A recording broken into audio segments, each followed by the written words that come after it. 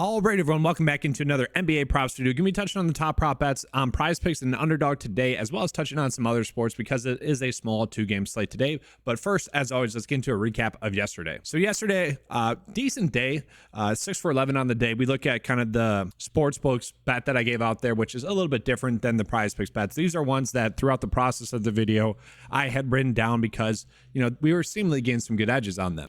Don't make for the best slip for PrizePicks because these are bets in which only have about a 50%, 53% chance to hit, and so that's where they're better as individual bets on a different sports. Again, though, you could maybe pair one of these in a one-off situation with another bet, so all in all, not bad there. And I will mention, if Vegas was correct about Keegan Murray's points and rebounds prop, or even if this was a little bit tighter, then my favorite bet from yesterday was Keegan Murray and Tyus Jones for over their fantasy score. If that's even close, that one hits pretty easily, so kind of unfortunate that Vegas was wrong that much. And then Tyus Jones, this one was very unfortunate. This was the best bet that we had available on the board throughout the whole day. That was echoed by PrizePicks taking it off the board. That was echoed by Underdog showing the fantasy score at 28. So very tilting that one didn't hit, especially because seemingly very good prop bet, which then ended up ruining this stack that I had. Now, the reason why Tyus Jones didn't get there was kind of twofold. The game was a blowout. He only got 20 minutes, but he went 6 for 7 from the field. He made 6 out of his first 7 shots. If you would have told me that, if you guys,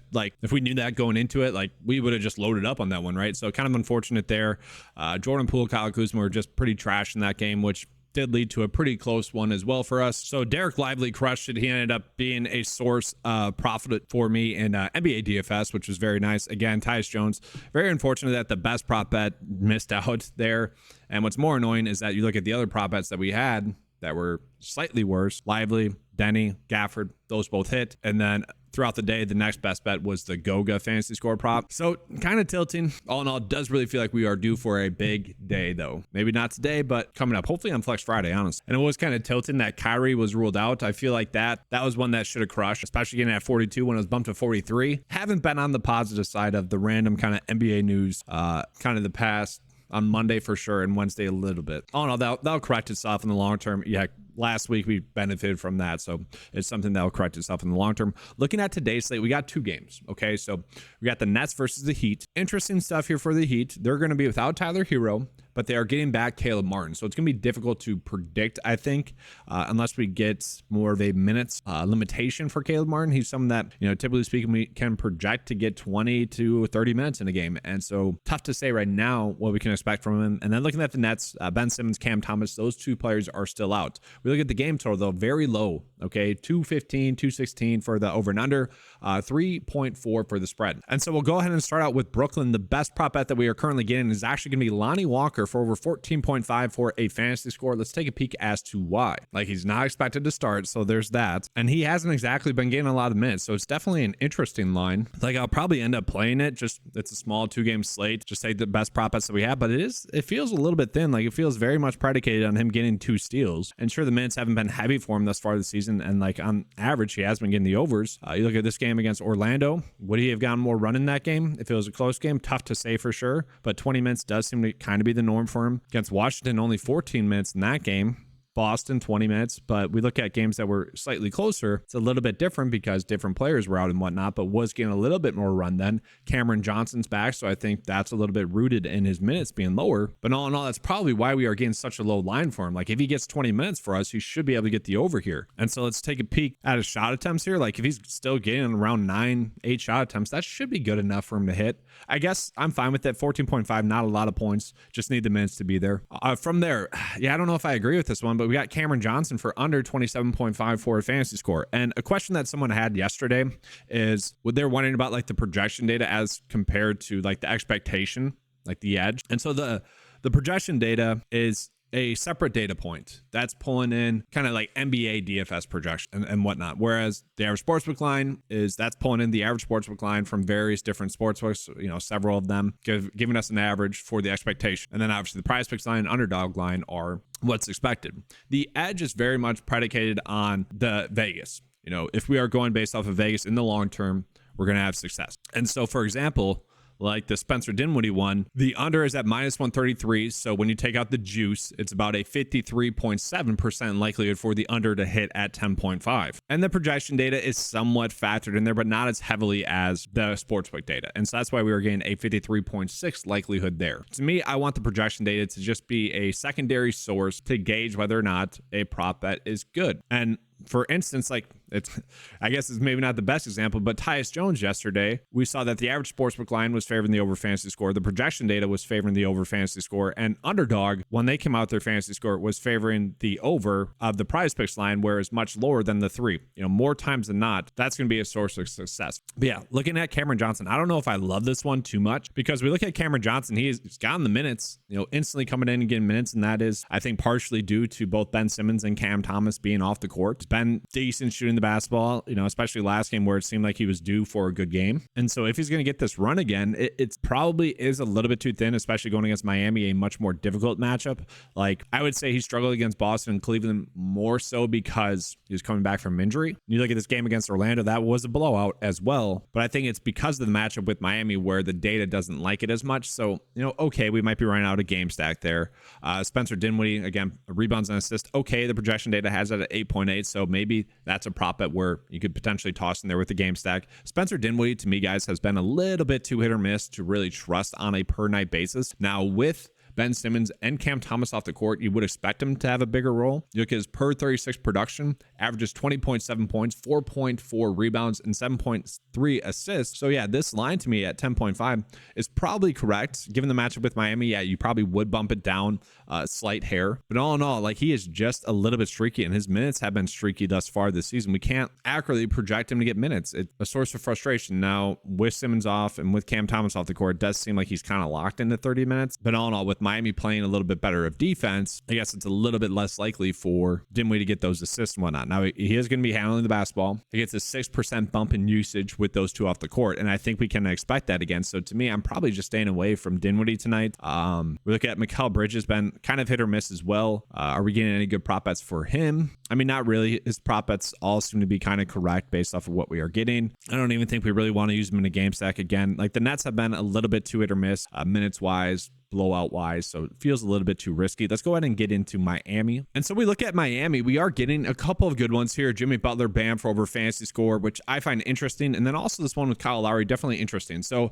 let's talk about Kyle Lowry right off the bat. So Kyle Lowry is very unlucky. He got 3 fouls in 3 minutes 2 nights ago against Charlotte. An awesome matchup. Everyone for Miami went off in it. And so that was very tilting because he was someone I was on in that game. That little stuff is going to happen. That's kind of the beauty of NBA though, because that stuff's going to happen the reverse way for you as well. It can be a little bit of a grind, but it's fun in that regard.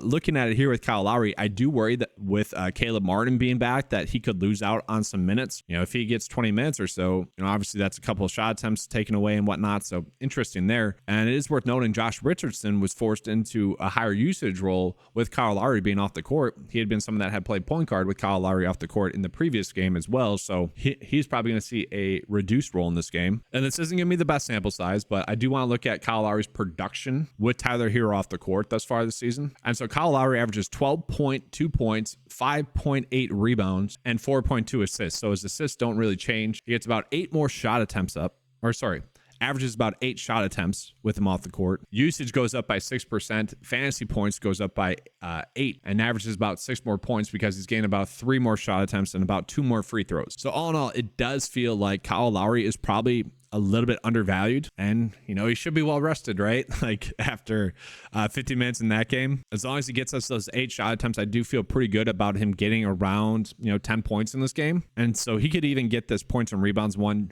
just alone on shots. Now, I will say if he doesn't get there, I think we're going to look back and say, well, that's because Caleb Martin played a heavier role than we thought. Obviously, with any player, there's always a slight worry about getting into random foul trouble. I don't think we're worried about that. So I'm going to write Kyle Lowry down. This is probably going to be one of the ones where I suggest as a sportsbook bet. Again, you could pair this in a game stack if you feel like it's decent. But I do think we're getting a slight edge there when we look at the per 36 production. Now, we have seen someone like Duncan Robinson get a lot more work as well.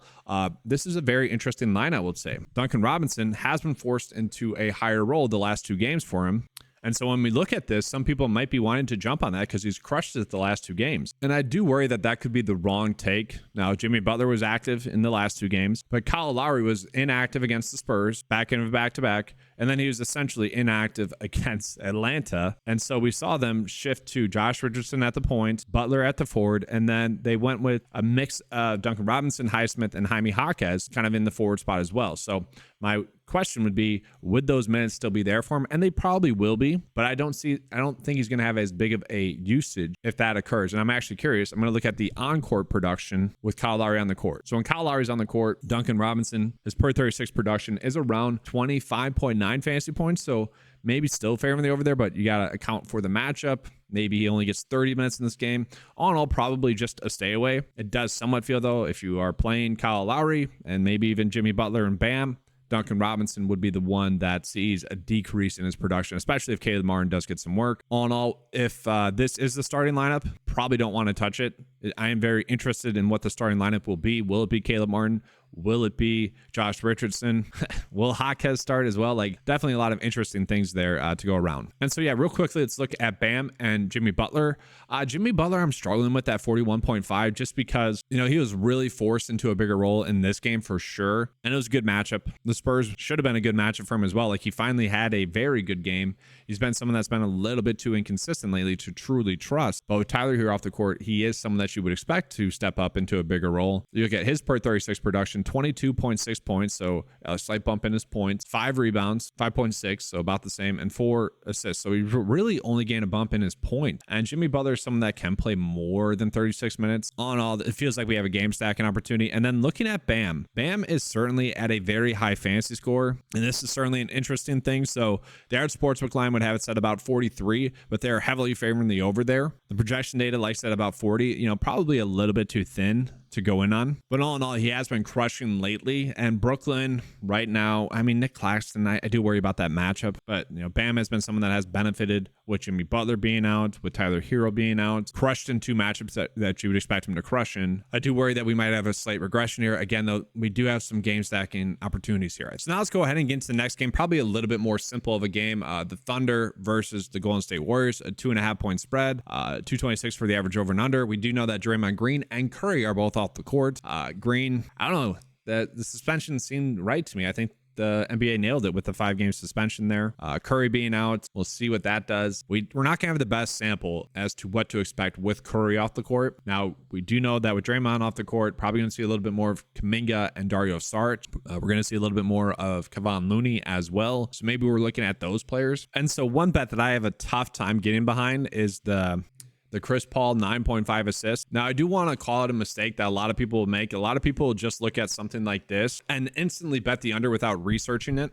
And quite clearly, if Vegas or PrizePicks thought that this was a bad line, it wouldn't be there. Vegas, PrizePicks, they're setting lines to get volume on a certain bet, but they're not going to put out a bad line in which the public gets an edge on. And so why are we getting this line? Well, you look at the per 36 production with Curry and Draymond off the court. Chris Paul does average 8.8 assists. And so they're essentially saying, given the matchup here, that is going to be slightly more likely to get another assist to this. So, per 36, 8.8 assists. You expect him to get a little bit more, maybe given the matchup. I don't know. That does feel a little bit too thin. I just kind of worry about the Warriors as a whole. And right now, we're not really getting that many props. So we got Andrew Wiggins at 14.5 points, which last season, if we had this in this situation, we would have hammered the over. We don't have the best sample size with him, but his per 36 production with Draymond and Curry off the court thus far is 13 points. That's terrible. He's had a rough season. And even the last 2 games didn't really get more run. Now, he had 15 shot attempts, 4 for 15, and that is something to monitor. Like, he does average 14.5 shot attempts per 36. So, is he that bad of a shooter? Probably not. You do expect him to shoot the basketball better. Maybe in this matchup as well, it's a little bit higher pace, but the minutes were capped there. It's kind of crazy they didn't get those minutes. We saw Gary Payton get about 16 or so. Moody didn't get as much run as I would have thought there. We saw Braden get a lot of run in that game, which was a little bit of a shock. 39 minutes in that game. Now, Clay was out, so I think that might have contributed to that. But,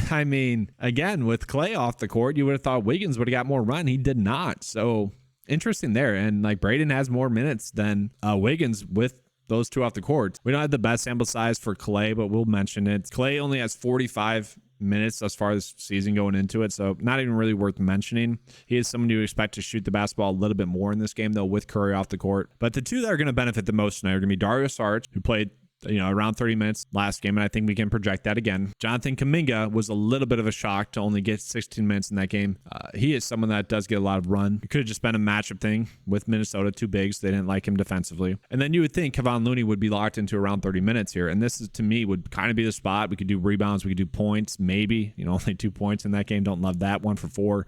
Maybe an easier matchup tonight. And so I would say if his rebounds are, if he's going to get 30 minutes, I would say if they're under 10, I'd probably want to roll with that because, again, he is someone that typically we can't count on to get minutes, but if he does, I like that. I do think Dario Saric is going to have a big role tonight. All in all, the Warriors kind of feel like a stay away. Let's check out the Thunder. And so looking at the Thunder, we got Chet Holmgren for under 1.5 threes at 53%. And I want to point that out. We're not getting that many great bets here. We got Dort for under points, rebounds, and assists. Again, don't really love that. All in all, guys, I don't really like any of the OKC Thunder props that we are getting because no one's out. The lines are seemingly correct. And really, we don't know what to expect from the Warriors too much as well.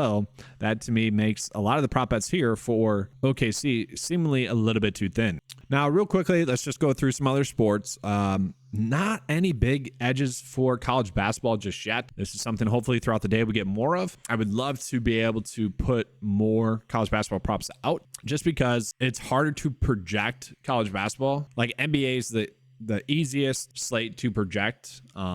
And that's why, most of the bet slips have been, basically hitting at the expected rate, about 54%. Now there's going to be, ups and downs with that because it's very projectable. Whereas college basketball, you see some big discrepancies in the lines. And, typically speaking, you get some edges there. Right now, we're not getting that. Take a peek at hockey. Someone yesterday had a question about some of the prop bets. There was a lot of lines where it was like 0.9 for the average sportsbook line, but heavily favoring like the under because PrizePicks had the line at 0.5. I just want to remind people that, and I put this in here, is that when the lines are different for NHL specifically, like they bumped them down, that's basically being favored as a push. So like here's a good example of that. Jason Sucker for under 2.5 shots on goal. PrizePicks has bumped it down to 2. And so this is basically being valued as a put. And that's why I put this little slider in here so that you can just get like the pure EV bets. So looking at here, we got a couple. Barrett Hayden for under 2 shots on goal. And what I like is that the projection data is also favoring the under pretty heavily at 1.4. So that's seemingly a good one. We got Dylan Larkin for over his shots on goal, about a 55% chance for that one to hit. What I don't like is that the projection data only has that 2.7. Same thing for Alex here, decent. But these are 2 pretty good EV bets that we have to start the day. If you guys have a NBA slip that you like and want to include those, by all means go for it. Take a peek at the discrepancies. Nothing too crazy. Like I don't think we want to touch the sacks. All in all, though, not bad. Like PrizePicks is not really valuing a half a sack at all. There could be something there, but yeah, nothing too much here discrepancy wise. NFL, I will say we are getting a couple of interesting props right now, like Gus Edwards under 11.5 rush attempts. The average sportsbook Glenwood has set at 10.5. It's probably going to be a pass heavy game, so maybe there's something there. Nelson Aguilar, I don't know if I agree with that. He is playing some heavy snaps. This game is supposed to be higher scoring. Maybe there's something there. You got Lamar Jackson for over pass attempts at 27.5. Decent one there. And we got some okay ones. Tackles and assists right there. Decent. So some okay ones if you guys want to toss those into a slip. And then right now we are getting a couple of good college football props. Seemingly some good correlation as well. So you got the 2 under receiving yards here, 54% chance to hit. And in my head, if I see that, we could potentially bet the over rush yards then as well. Like that should correlate, right? So not terrible there. Would love to have the under passing yards be one that's popping up as well, but we're not seeing that. Then lastly, we'll take a quick peek at the props that we are getting right now for underdog. PrizePicks has bumped this up. We'll see if it's not there by the time this video is up, but if you guys can still get 9.5 for Chet Holmgren for over rebounds and assists, that's a seemingly good one.